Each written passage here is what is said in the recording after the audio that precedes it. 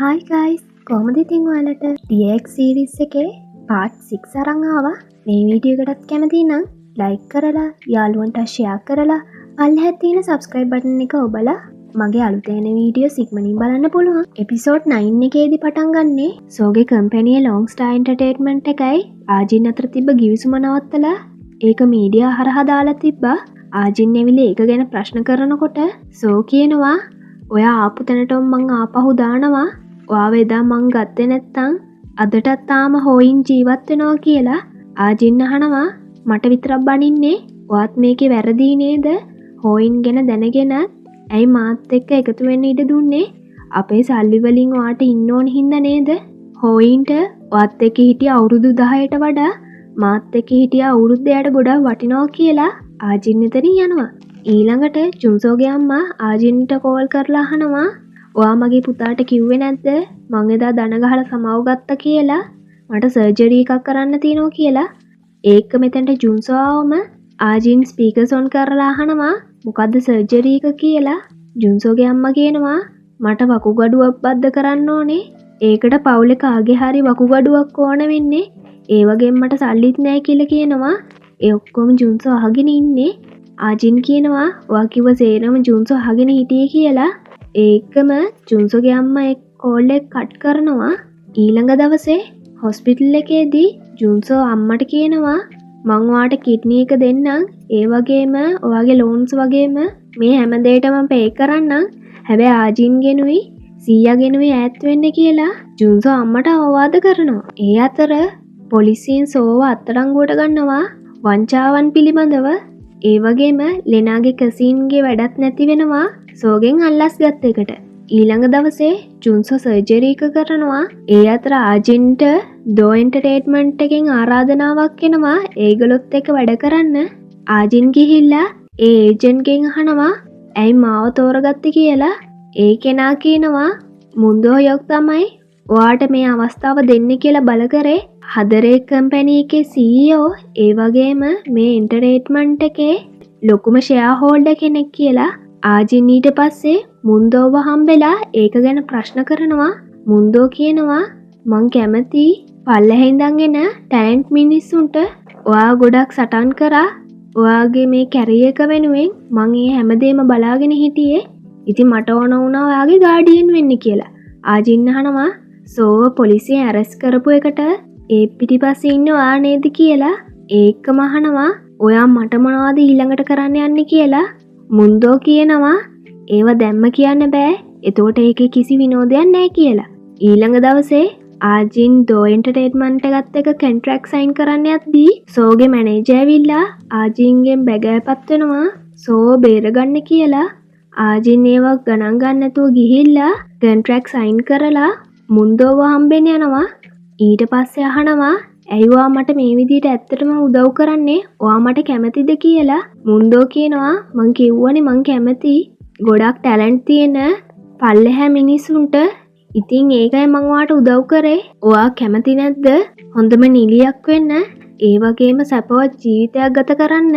ඒ විතරනේ මගේ වයිෆ් වෙන්නත් කියලා මුන්දෝ ආජින්ගෙන් අහනවා. ඒ අතර ජුන්සෝ ජේහෝ කතා වෙනවා ආජින්ගේ පස්සෙන් ආපු අර වාහනවල මිනිස්සු ගැන. මුන්දෝගේ කෙනෙක්ව එවනවා ජේහෝ ඉවරයක් කරන්න. ගෑස් එකක් ලීක් කරලා එතනට ගින්දර දානවා. ඒක ජේහෝටයි ජුන්සෝටයි නෝටිස් වෙනවා. ඊට පස්සේ ජේහෝ ජනෙලේ වීදුරුව කඩද්දී එකපාරට එතන පුපුරලා යනවා. මොනවාද ඒ දෙන්නට උනේ කියලා එතන පෙන්වන්නේ. ආපහු ආජින්වයි මුන්දෝවයි පෙන්නනවා. මුන්දෝ අහනවා ආ කැමතිද මගේ වෙඩින් ගිෆ්ට් එකට කියලා. ආජින් අහනවා මං කොහොමද ඔයාව විශ්වාස කරන්න කියලා. එපිසෝඩ් 10 එකේදී පෙන්නනවා මුන්දෝ ඊට පස්සේ වෙඩින් මුද්දක් දානවා. ආජිනුත් ඒකට කැමති වෙනවා. ඊට පස්සේ ආපහු ජේහොයි ජුන්සෝවයි පෙන්නනවා. ඒ දෙන්න එතනදී බේරෙනවා. ජුන්සෝ ඊළඟට ආජින්ට කෝල් කරාට එක කෝල් එකක්වත් ආන්සර් කරන්නේ නැහැ. ඊට පස්සේ මිස්ටර් හොන් ජුන්සෝට කෝල් කරලා කියනවා 100ට අමාරුයි එන්න කියලා. ජුන්සෝ යනවා හොස්පිටල් එකට. හැබැයි පරක්කු වැඩි 100 නැති වෙනවා. ඒ ෆියුනරල් එකට ජේෝ වගේම ජුන්සෝගේ අම්මත් එනවා. ඊළඟට ජුන්සෝගේ අම්මා මිස්ටර් හොන්ව අල්ලගෙන අහනවා 100 එයාට දුන්න දේපල මොනවද කියලා. හොන් කියනවා ඔයාට කිසි දේපලක් 100 දුන්නේ නැහැ. මුණුබුරාට විතරයි දුන්නේ කියලා. ඊට පස්සේ එතන කලබලයක් ඇති කරනවා ජුන්සෝගේ අම්මා.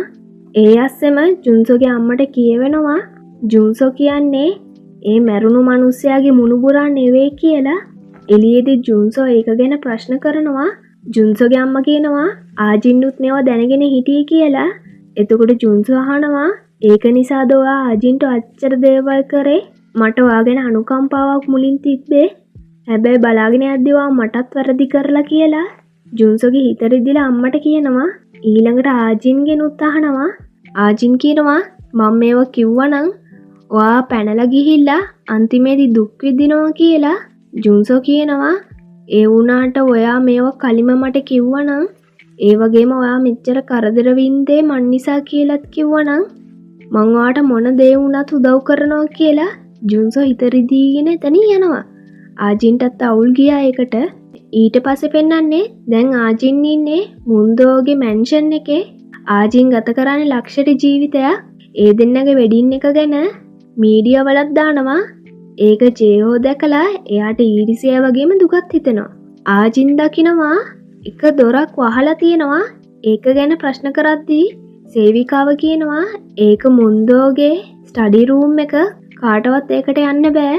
කලින් වයිෆ්ටත් එහෙම යන්න දුන්නේ නැහැ කියලා. ආජින්ට කේන්ති ගිහිල්ලා කියනවා මම කලින් වයිෆ් නෙමෙයි කියලා. එතකොට ඒ සේවිකාව කියනවා මං සර්ගෙන් අහන්නද කියලා. ආජින් ඊට පස්සේ එතනින් ෂේප් වෙලා යනවා. ඩිනර් ගන්න වෙලාවේ ආජින් මුන්දෝගෙන් අහනවා අලුත් ෆිල්ම් එකේ ස්ක්‍රිප්ට් එක කියවන්න අමාරුයි මේ මිනිස්සුත් එක්ක. මට බැරිද ඔයාගේ ස්ටඩි රූම් එක පාවිච්චි කරන්න කියලා. මුන්දෝ ඒකට කැමති වෙන්නේ නැහැ. එයා කියනවා කොහොමද මං ඔයාට උදව් කරොත් කියලා. ඊට පස්සේ ආජින් ස්ක්‍රිප්ට් බුක් එක අරන් එවිලා මුන්දෝට දෙනවා. මුන්දෝ අහනවා මගේ කැරක්ටර් එක ගැන පොඩ්ඩක් එක්ස්ප්ලেইন කරන්න කියලා. ආජින් කියනවා මගේ පවුලේ විවරයක් කරේ ඔයා, මං ඔයාගෙන් රෙවෙන්ජ් එක ගන්නවා කියලා. මුන්දෝ අහනවා ඔයා මීට කලින් කාව හරි ඉවරයක් කරලා තියනවද? නැත්නම් එහෙම හරි හිතලා තියනවද කියලා. ආජින්ගේ මූණ පොඩ්ඩක් වෙනස් වෙනවා. මුන්දෝ කියනවා මගේ එක්ස් වයිෆ්, එයාට මං හැමදේම දීලා රෙජිනක් කරත් එයාට මං දුන්න හැමදේම දරා ගන්න බැරුව මට බනින්න ගත්තා. ඒ වගේම මං දිහා බැලුවේ හරියට මාව ඉවරයක් කරන්න වගේ. ඒක නිසා මං යාව ඩිවෝස් කරේ. අන්තිමේදී යා මානසික රෝහලටත් ගියා කියලා. ආජින්ට මුන්දෝ ගැන සැකයක් ඇති වෙනවා. ඊළඟට ආජින් ෂූටින් එක ඉවර කරලා ගෙදර ඇවිල්ලා පීරියඩ්ස් වලට සැනිටරයිස් හොයද්දී ඒව කිසි දෙයක් තිබ්බේ නැහැ. ඊට පස්සේ ආජින් වොෂ් එකක් දාලා එළියට එද්දී පෙට්ටියක් පුරවලාම ඒව තිබ්බා. ආජින් බය වෙනවා කවුරු හරි ආදිහා බලාගෙනද ඉන්නේ කියලා. මුන්දෝ ගෙදර ආවම එයාව පිළිගෙන මුන්දෝ එතනින් වොෂ් එකක් දාන්න ගියාම ආජින්ට නෝටිස් වෙනවා ඔරලෝසුවක්. ඒකේ වෙලාව නැවතිලා වෙලාව හරියටම තියෙන්නේ ආජින්ගේ තාත්තගේ මර්ඩර් කේස් එක වෙච්ච දවසේ ඒ වෙලාව. ඒක නරක හීනයක් විදියට ආජින්ට පෙනිලා එයා බය වෙලා නැගිටලා ඒක ගැන කල්පනා කර කර ඉන්නෝ එළියට වෙලා.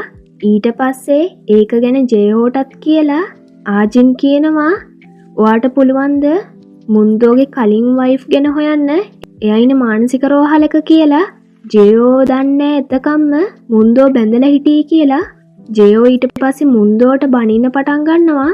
ඒ සේරම මුන්දෝ කාර් එකකින් යන ගමන් අහගෙන ඉන්නේ.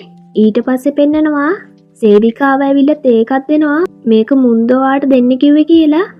ආජින් ඒක බොන්නේ නැහැ විසික් කරනවා.